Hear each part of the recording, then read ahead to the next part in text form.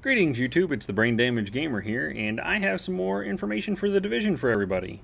This video is going to be kind of just an overview as well as a little bit of my opinion about what I think of the game in its current state.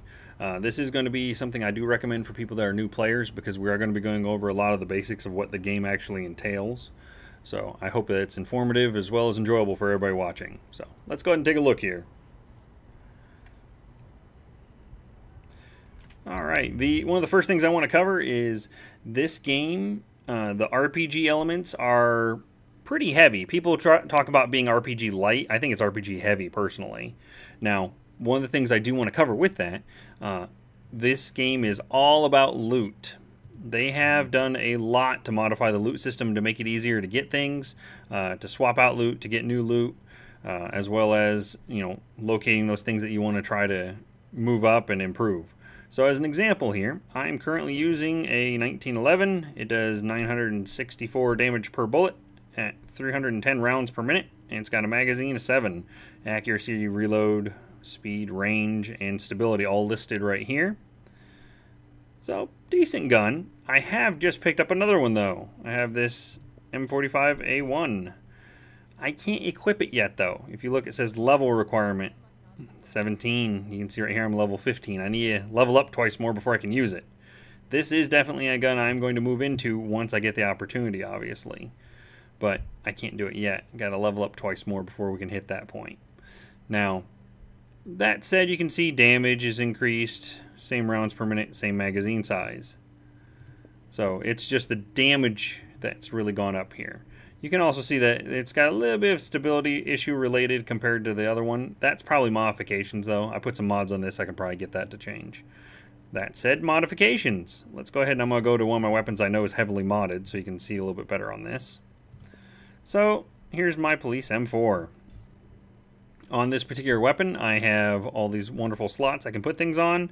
As you can see, I have magazines and hand stops and compensators, all these different attachments you can put on the weapon. With the attachments, you do get the modification items. You get accuracy that it could adjust, or in this case, this one's horizontal stability, and then initial bullet stability. So it's just helping with those stabilities while you're using the weapon, keeping it from swaying or whatever it may be for the stability that you pick. This is where the game truly shines, in my opinion. I have played a decent amount of time in it now. We're looking at probably a total of 48 total hours into the game. The game itself, it's pretty standard cover-to-cover type shooting.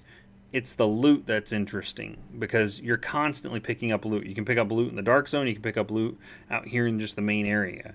And that loot really drives you to what you want to do next. Say, hey, I'm looking right now, I needed a better handgun. I've been looking for a better handgun for a while now, and kind of keeping an eye out for anything else. So I got that horizontal stability. As you see, I'm not really swaying much left or right. I have a little bit of left-right sway, but it's nothing huge. But I'm primarily just dealing with lift on this weapon now. And that does make a lot of difference, because there's some guns that when you initially get them, they're just left to right all over the place. And that's not a good place to be. While it's nice to be able to modify your weapons, you do also have your abilities. Now this is something that's changed from the beta because we have access to more of them now. So we do have access all the way down the line here. You have your standard medical stuff that you had before, and then they also added the support station, and then these bottom tier, these are your epic, your signature skill slots. In order to get to these, you need to have done some significant work inside of your base. We'll cover that in a second. And that also, whenever you get one of those, it unlocks this third slot down here. Right now I have Q and E unlocked. I do play the PC version for anyone watching. Me personally, I like to have a shield, and then I have that self-heal capability as well as healing others. Basically, I'm kind of built for a tank. Talents. Talents are abilities that you have that you can assign to these slots down here. You do unlock these at different times in the game. I just unlocked one at level 15. That's where I got the second one from. But you select whatever it is you want, and then you can either equip or unequip right down here. It gives you whatever the skill may be. In this particular case, if I kill someone with a sidearm, it gives me 30 rounds for my primary weapon. My primary weapon is a sniper rifle. That's a lot of ammo to get for a sniper rifle. That's why I like this particular talent and why I have it selected. And then we also do have the headshot one I've selected, but there's other talents in here that you can pick. And again, as you fix up your base, these unlock new and unique talents that you can use. It also unlocks perks. Perks are always active. You don't have to do anything once a perk is turned on. So I permanently will have one extra medkit inventory slot. I just have one extra. I'm carrying a total of 4 of them now. So I've unlocked a little bit of those in the past. I've got my filters unlocked, where I've unlocked a couple of different filter upgrades. But these things permanently change. I don't have to do anything. They're just passive. They're always running in the background. Let's go ahead and I'm going to take a look inside the base real quick. And we'll look at a couple of the vendors and whatnot. Always roll when you're going through the base. It's a lot quicker to get into the initial door. Now I can sprint. I don't know why they don't let you sprint through that little doorway, but it's one of the things they do. There's a restock right next to the door. Always hit that anytime you swing by. Make sure that you have full ammo. No reason not to have full ammo at all times. You have your weapons vendor, a gear vendor, and mods vendor. Your game will not look like this initially. Now, initially, you'll also deal with some annoying people in here constantly saying the same things over and over and over again. It's just something that they never removed from the beta, where there's people that just repeat the same lines over and over again. As you level up your base, all of this changes out here. It starts looking nicer and a little bit better, and they start building structure into the place, making it look a little more permanent. If you look on the ground here, you have your 3 lines. They lead you to the different subsections. Medical's that way to the green line. Yellow leads you to tech. Blue leads you to security. And you can see their information up there. I've currently done 5 out of the 10 upgrades for security. I'm at 50%. Here's the various upgrades I've built. Here's the current supply ratio I have. You get supplies by completing missions for those specific supplies. If you look at some of the skills, again, it gives you talents and perks for unlocking these. So that's one of the nice things about that. I do recommend early on that there's a couple of things that you initially build. Number 1, upgrade your filter. And what I'm talking about with that is your filter for your gas mask, so you can go into contaminated areas. You want to upgrade that as soon as you can. So if you look through here, you'll see right here, perk protective measures. Increase that virus protection by level 1. You want to get to level 4 as early as you can. So I believe, where's the other one at? Hazmat unit. So get hazmat unit, and you get your virus lab, and is it pharmacy? It's pharmacy. So I recommend getting those 3 right away, because that's going to get you level 4. Now what does that do for you? That means that you can now go into contaminated areas up to level 4 contamination. There's some really good loot in level 4 contamination. You want to do that early. That's going to make it easier for you as a player to go get that better loot, level up quicker, get better stuff, be more competitive if you go into the dark zone, things like that. Also, let's say you're fighting with somebody in the dark zone and they don't have level 4. You duck down into the level 4 area. If they follow you, they will die. So it's kind of a little escape hatch. Comes in handy. All right. Now, that's all fun and dandy to talk about a lot of those upgrades. I'm actually going to go ahead and do an upgrade here for you real quick. I do have enough points in the tech tree, 540. I'm actually going to level up the more expensive upgrade right here. Now, I am not really all that interested in the Seeker Mine. I know other people use it, they love it, good for them. That's not really my playstyle. I'm actually going for this perk. I want to increase my Dark Zone inventory by 1 slot. That is huge. That's a lot of extra gear that you'll move total every time you make those trips. Right now I can carry 7 things because of one of the other unlocks I have down here. This will put me up to 8. There's nothing wrong with that. Having 8 Dark Zone slots is going to make life easier. So there we are. It's now been upgraded. They'll congratulate you saying, hey, thanks for the help. We appreciate everything you did, blah, blah, blah. So I could go equip this skill if I wanted to use it. Like I said, I'm not going to, but I do have this perk now permanently. So now, let's go ahead and I can take a look at my inventory and show you this. So now, down here, this is your Dark Zone inventory. This is, when you go into the Dark Zone, you can't just take things out of it. You have to get them extracted by a helicopter. They get taken to a decontamination location and scrubbed so that you can use them. So I would be able to carry 8 items now in this, as opposed to the 7 I was just talking about. That's going to make a difference over time. Alright, we've covered a couple of the basics for this. Now I did want to go ahead and show you, your mods are down here. If you want to ever disassemble something, mark it as junk, deconstruct. Always, always, always deconstruct your grays. Do not sell gray parts or gray weapons. Those gray items are worth almost nothing when you sell them. You'll get like 2-3 credits, maybe that. If you disassemble them, you always get some sort of green piece. Those green pieces, those green parts for construction, you can either use on just a green item, or you can put them together and make a blue part and then make blue items. Or higher up if you're higher up in the game. But always disassemble those gray items. Don't bother selling them. You're just going to lose money long term. Like right here. There's no point in me selling this. As a matter of fact, let's take a quick peek here while I'm talking about that. Don't go getting yourself killed. And we'll go ahead and swing over to this vendor real fast. Hey buddy, so how much would you give me for this wonderful machine gun? I would get a whopping 140 credits for that.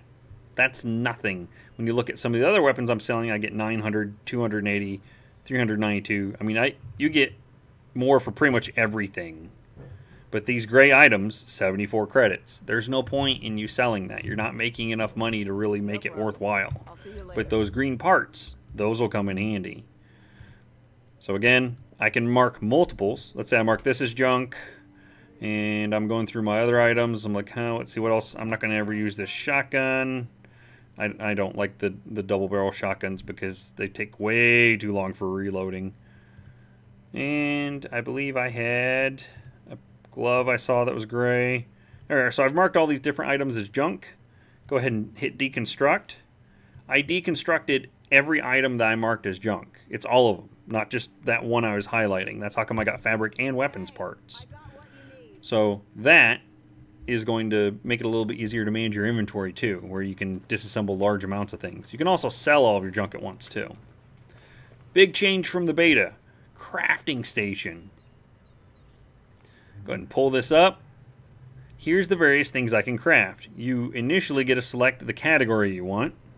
I know where I'm going to go with this already, so I'll go ahead and go down here to weapons mods.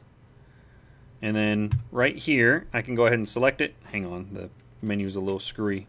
I don't like the active menuing where it slides the camera around in order to do things, because sometimes it does weird stuff like throw that wall in your way. Here we are. So here's this extended magazine blueprint. This is something I picked up from a mission, I don't remember, a day or so ago. But I can now make this because I have the parts down here. I have 8 tools, I need 5. I have 3 parts. I have 3 parts, I need 2. So let's go ahead and craft this. Again though, when you're making these items, it is going to definitively give you anything it gives you a hard number for. Other things, it'll just magazine size. That's random. Any random bonus, it's going to give me that random bonus. Let's go ahead and craft it. Let's see what we get. Alright, it's been crafted. Wow, that's a good one. I got 44% extra magazine size out of that. And it's increasing my rate of fire by 13.8%. That is a good magazine that we just made. So I'll go ahead and you can deconstruct it immediately if you don't like what you get and you want some of the parts back. It'll give you some parts back. I want this, obviously. We're going to hit escape. It's now going to my inventory. Catch 22. I can't use this yet. I'm still only level 15. I'm close to 16 though. So once I get that, I'll equip it. Because that's a pretty good magazine. Alright. Now, let's say you get an item and you're not 100% sure if you like all the stats it has. This is the only other thing I really recommend that you do. Your playstyle is your playstyle. You do what you want to do. I do recommend you upgrade your filters right away. The other thing I recommend you get right away is this recalibration station. This thing is immensely useful. The perks over here, that's on you if you want to use them. Or the talent, excuse me. But the station itself is right here. I'm going to go ahead and select recalibrate. Let's go find a piece of equipment that I don't particularly care about that we can try a recalibration on. Or maybe I'll find one that I do want to actually change something on. Let's see. Not worried about that. My backpack's good. No, here it is. We can recalibrate this because I don't need support station healing. So, here's the total money I have. Here's how much it's going to cost for my recalibration. I'll go ahead and select this item. Now, I can pick any one of these things. If you notice, on the right-hand side, it changes what could possibly be adjusted. So here's all the things that could be in this slot instead of the support station. I'm looking for something that might help with my skills and abilities. Support station's fine, fun, and dandy. Not my playstyle. Not concerned about it. So let's go ahead and roll this attribute. Again, it's going to cost me this much money. Alright, here's the options I have.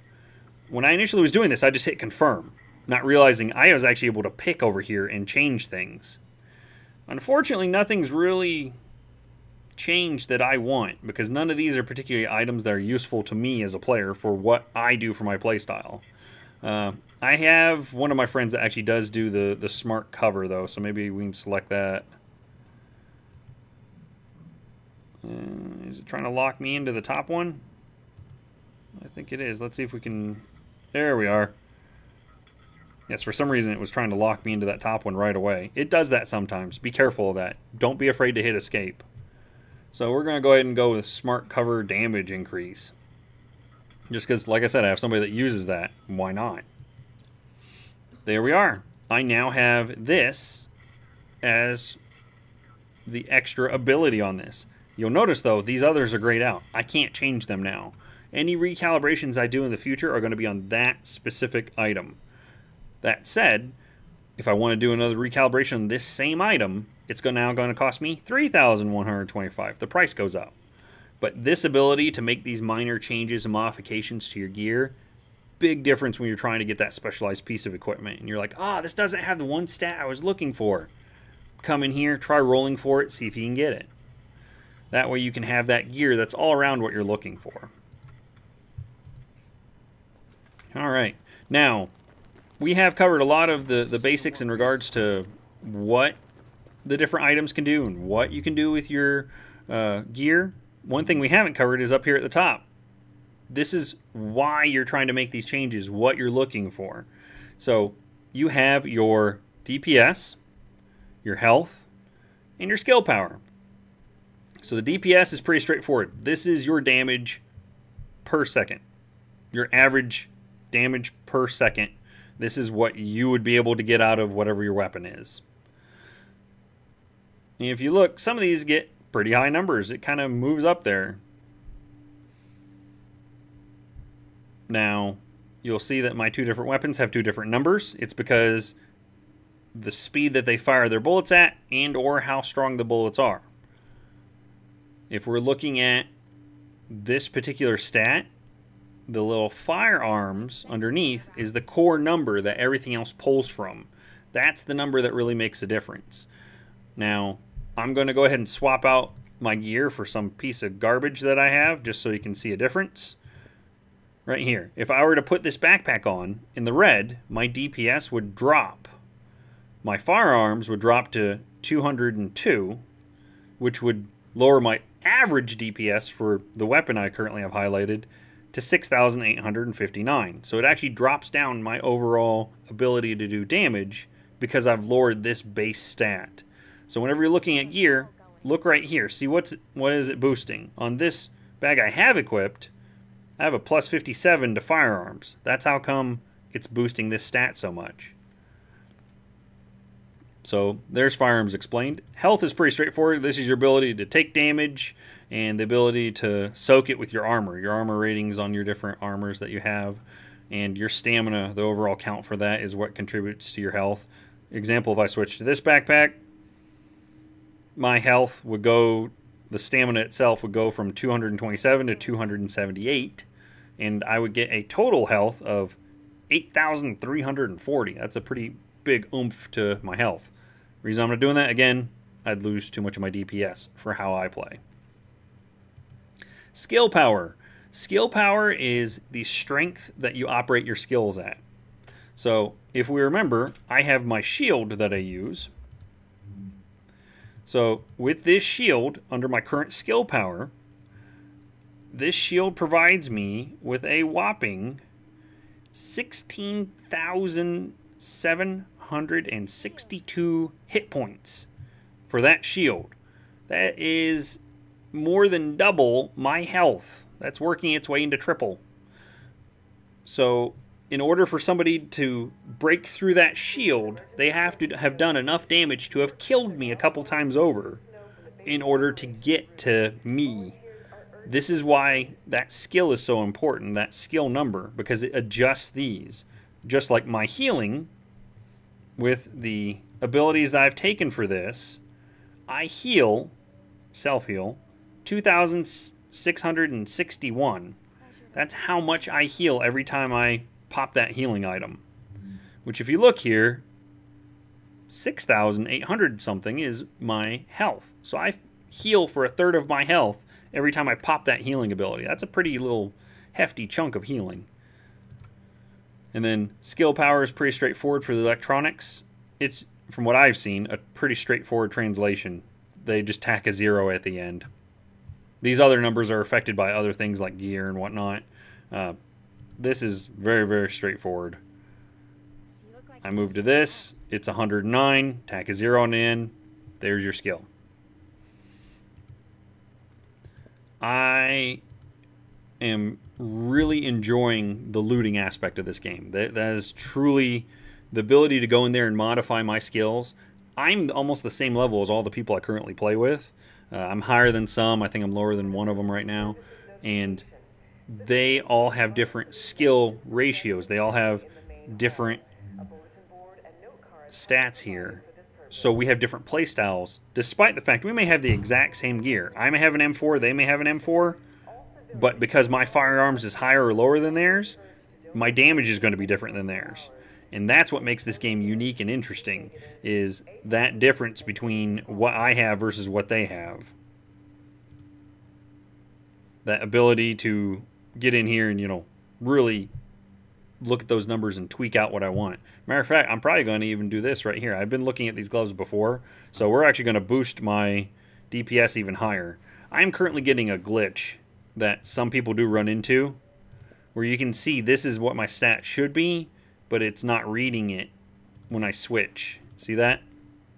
That does happen sometimes. If I leave the game and come back, it'll actually correct the numbers. Go figure. Yeah, see? Number's still wrong. It's still reading the other number for Lord knows what reason.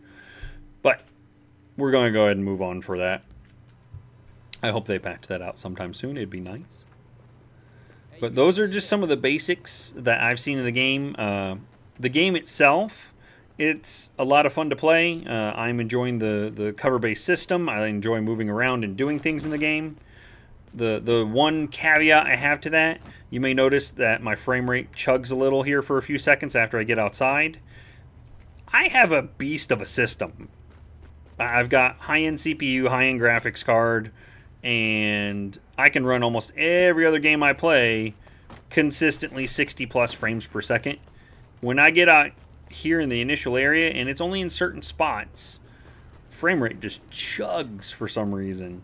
It usually evens out pretty quickly once it gets a chance to, you know, fix itself.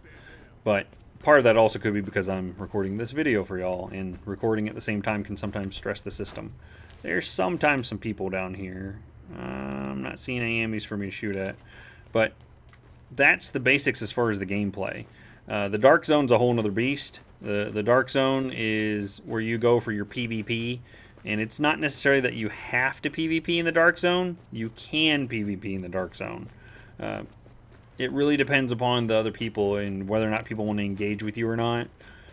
In my experience, almost everybody in the Dark Zone's thinking the same thing. I just want to get my loot and I want to get out of here.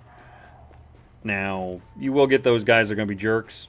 Always be careful. Always watch your back. If you can go with somebody else, do so. That will make your life a lot easier in the Dark Zone. Solo Dark Zone, not something I really recommend for anybody. And that said, one of the other things I do recommend, even if you're not going to be high enough level to actually do anything, here's your map. And this does bring me to my last point. In the map, it gets a typical case of Ubisoft. Every other Ubisoft game does the exact same thing. Oh, look, it's a map full of icons. The icons that are most important initially, these little safe house icons. They start out blue like this. These are unexplored. As you can see, it says fast travel point locked. That means I can't just go to that location. I have to actually do something in order to get there. I have to go to the safe house for the first time. It unlocks it then. Once you're inside there, you walk around. There's some people you can talk to. There's a bulletin board. It will then fill in all these little missions. You'll get side missions and encounter missions. And the encounter missions, green gives you medical wing, blue gives you security, and yellow gives you the tech wing supplies. As you can hear, they're starting to kick in a little bit of a audio log explaining what you're going to be doing in there. I recommend that you pay attention to these level numbers. I'll go ahead and zoom in on this one. So this particular area that I'm currently highlighting, it is level 15 through 16, and I'm getting shot. That figures. Right in the middle of filming. You buttheads. Well, you can see my healing abilities and whatnot. Go ahead and reload. Shoot this guy. Now, one little fun thing for these guys. I don't know if I can leave him alive enough to get away with it. I think he's gonna make me kill him. There it is. Always shoot the backpack on everybody. Backpacks in this game explode in some manner or another. It's always worthwhile to shoot the backpack. But the game does not pause just because you're in the map, even in the single player areas. Alrighty. Where were we? Oh yes, level numbers. So this area I currently have highlighted is level 9 through 12. That's the strength of enemies I'll find. They'll be somewhere between 9 to 12. The Dark Zone does this as well. Initially, if you go into the Dark Zone, you want to go into the correct bracket. There's 2 levels you need to pay attention to for the Dark Zone. One is your player level. So you as a player fall within a bracket of what other players are in, and that's what you're going to encounter in the Dark Zone. That's what this DZ player bracket is. I'm level 15. I will be in the 15 through 19 bracket. There's a level 1 through 14 bracket. And so on up. So all the players I encounter in my Dark Zone are going to be between 15 and 19. Right now I'm bottom of the barrel. I'm low person on totem pole. I'll get shot quickly if somebody decides to kill me. There's a good chance they'll grab better gear than me. Now, the other level up here, this is the enemy level. This is your NPC's level, 14 through 16. This is an important number to keep track of because I don't have the ability to handle if I go too high up in the Dark Zone, because it's literally south to north as far as strength. Let's say I were to go up to here. Look at that. Enemies 16 through 18. I could probably handle them. Go a little bit higher. Oh, 27 to 29. There is no way I would survive in there for any length of period of time. I would die pretty quickly. And that is very important to keep in mind. Your level versus the other players in the area, and your level versus the enemies in the area. Make sure that you find an area where you can fight safely and effectively. Because if you don't, you're going to die and not have a very good experience. But yes, unlock these locations, these safe houses, as early as you can. Initially, you're pretty much going to be able to just get the ones on the left-hand side of the Dark Zone. I do recommend personally that as soon as you can, though, you get 2 safe houses. You get this safe house right here, Madison Stand, and you get this safe house right here, the Cavern. Reason being, if you want to go to the Dark Zone, look at that. The Dark Zone entrances are right here. They're right next to them, as opposed to you having to travel halfway across the map in order to get to it. Me personally, this is the closest one I found. It's literally here, boom, there's the entrance. And this is the lowest area of the Dark Zone too. So this one would be a good little entry point for you, one that's easy to get to. Or even if you really are brave, you can go over here. Just, you know, try not to run into a fight with anything that's level 20 something. Alrighty.